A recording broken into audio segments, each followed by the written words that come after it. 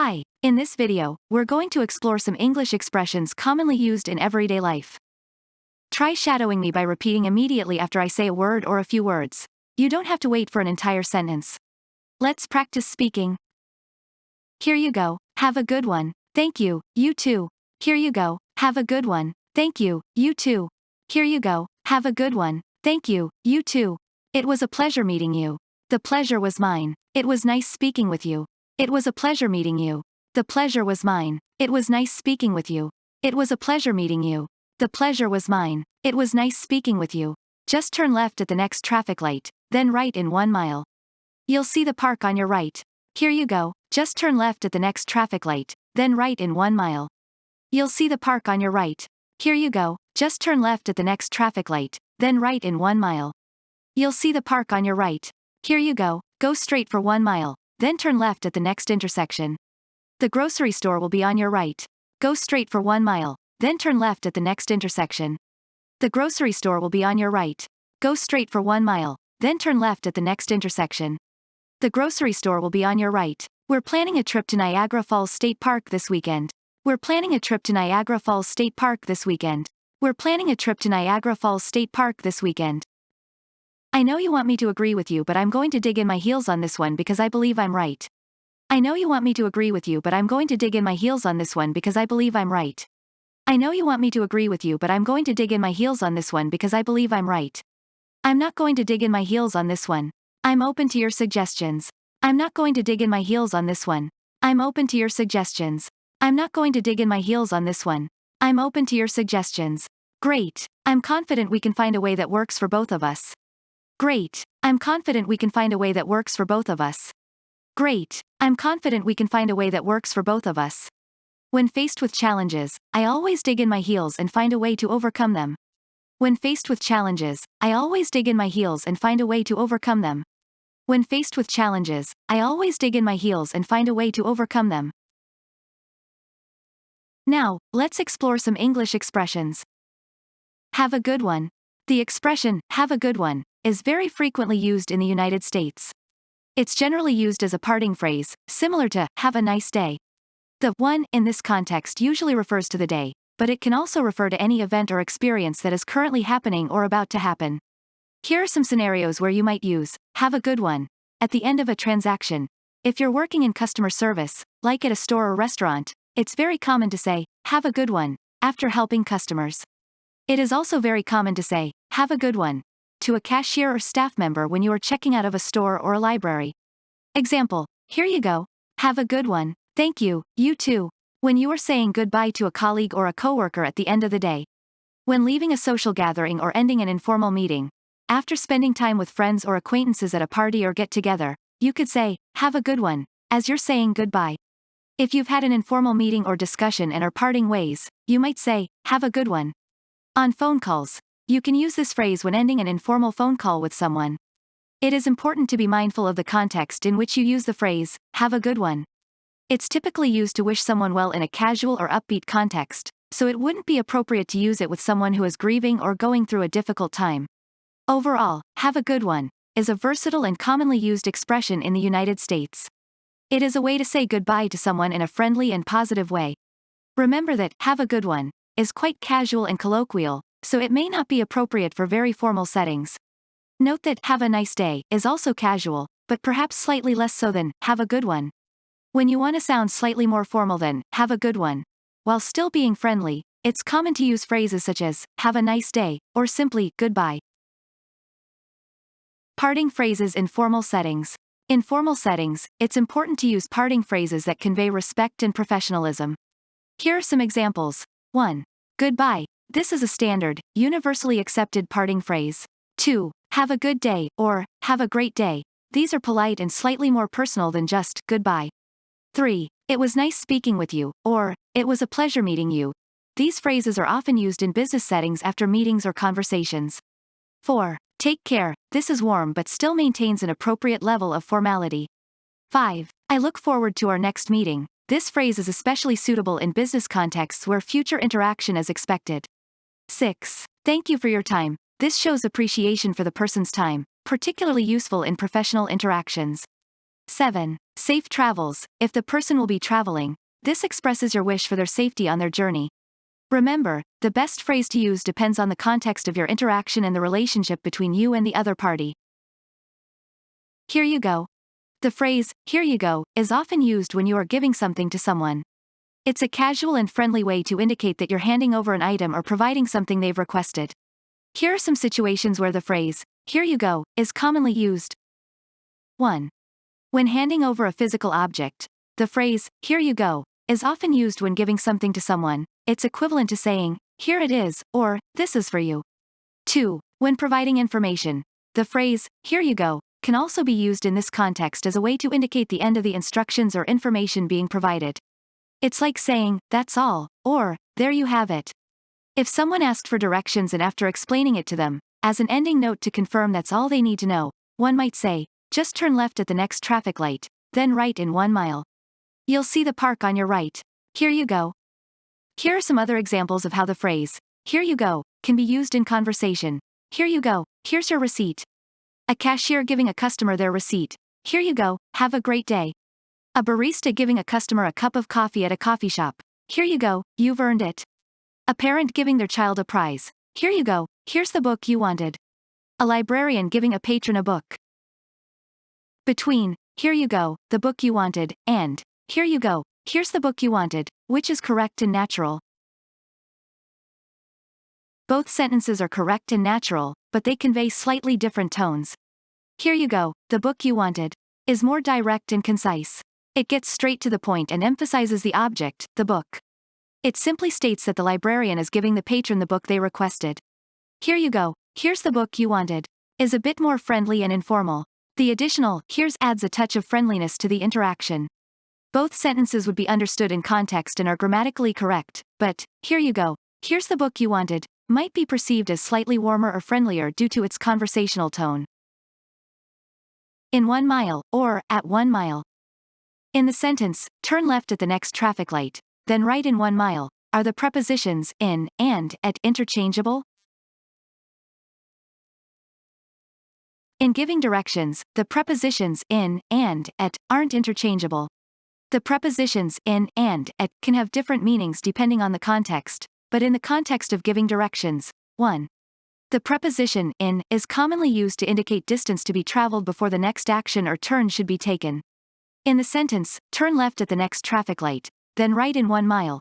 In sets a condition, traveling 1 mile, that must be met before taking the next action of turning right. 2. Conversely, the preposition at is typically used to indicate a specific point or location. Just turn left at the next traffic light, then right at the next corner. You'll see the park on your right. Go straight for 1 mile, then turn left at the next intersection. The grocery store will be on your right. Go straight for 1 mile, then turn right at the library. The museum will be on your left. In most contexts where driving directions are given, it's more common and natural to say, in 1 mile, rather than at 1 mile. This is because 1 mile usually denotes distance between 2 points rather than a specific location.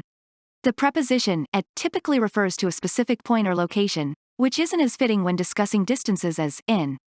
It's important to note that these prepositions have many other uses and meanings outside of this specific context. For instance, in can also refer to being inside something, like being in a house, and at can refer to being present at an event, like being at a party. For 1 mile, or in 1 mile.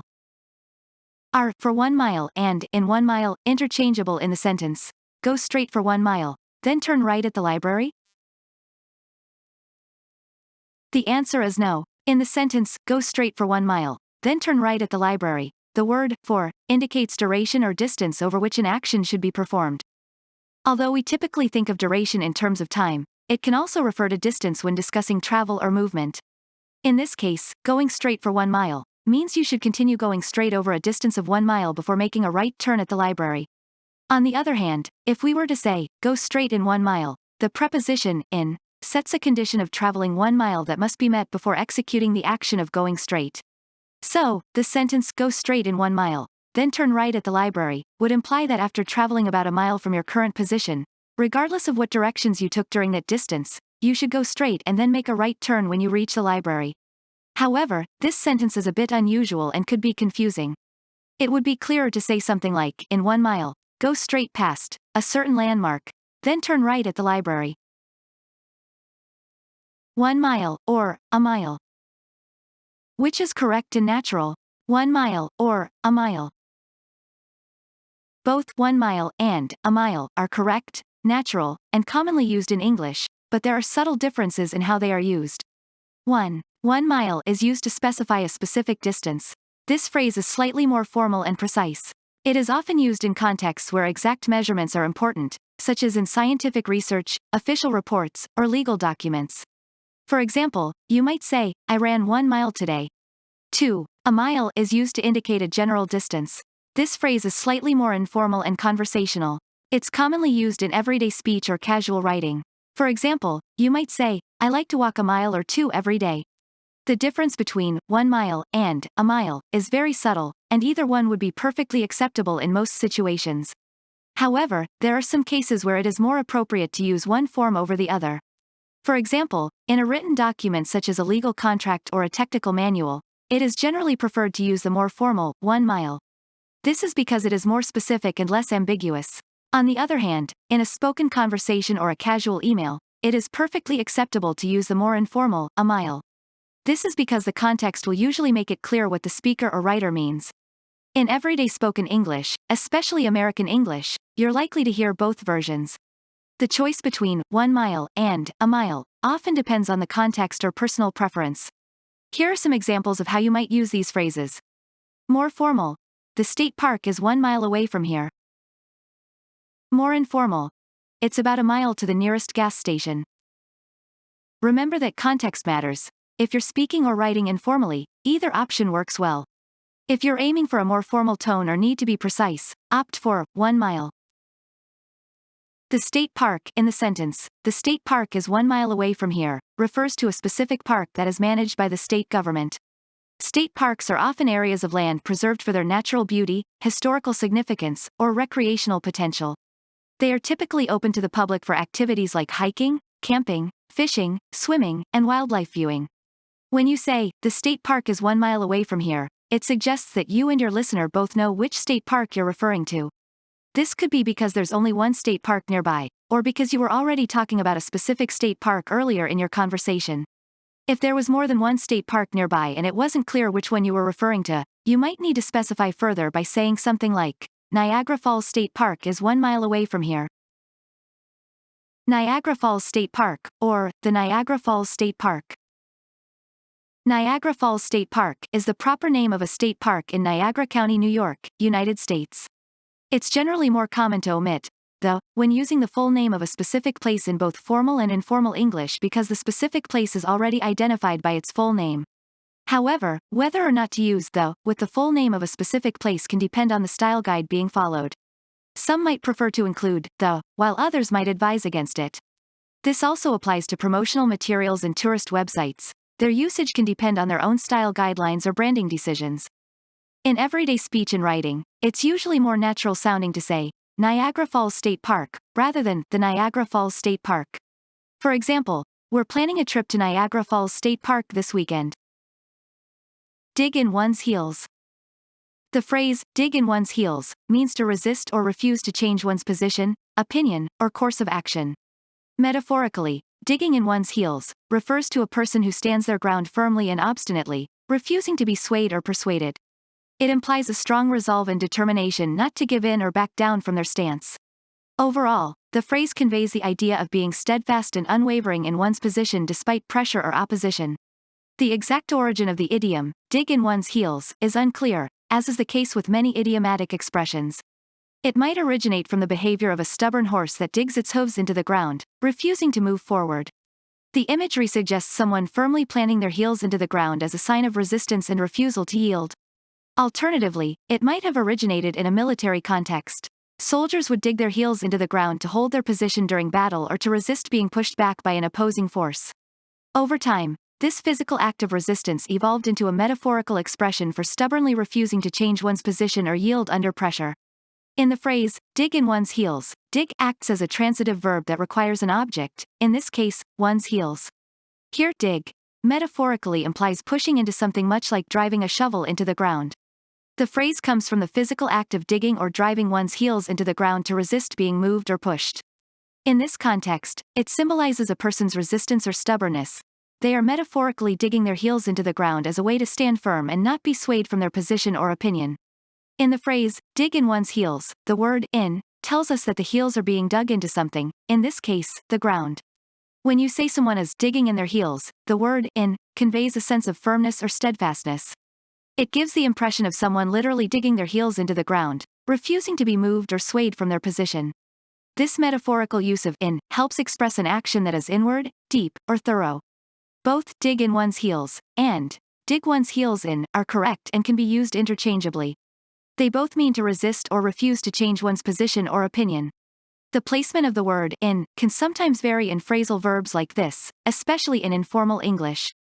However, some people may find dig in one's heels more common or natural sounding. The idiom is typically used in the plural form of dig in one's heels, referring to both heels of a person. It symbolizes the act of using both feet to resist or stand firm, which is why we usually say, dig in my, your, his, her, their heels, rather than using the singular, heel. The phrase, dig in one's heels, is fairly common in everyday English, especially in contexts where negotiation, debate, or decision-making are involved. It's often used to describe someone who is being stubborn or refusing to change their position or decision despite pressure or compelling arguments. It can be used in a positive or negative way. It can be used to describe someone who is being determined and steadfast, or it can be used to describe someone who is being stubborn and inflexible. Examples. 1. I don't know why you're digging in your heels over this issue, it's not a big deal. 2. Don't dig in your heels too much on this matter, sometimes compromise is necessary. 3. You need to stop digging in your heels and listen to other people's perspectives. 4. I know you want me to agree with you, but I'm going to dig in my heels on this one because I believe I'm right. 5. I'm not going to dig in my heels on this one. I'm open to your suggestions. Great. I'm confident we can find a way that works for both of us. 6. When faced with challenges, I always dig in my heels and find a way to overcome them. Thanks for watching.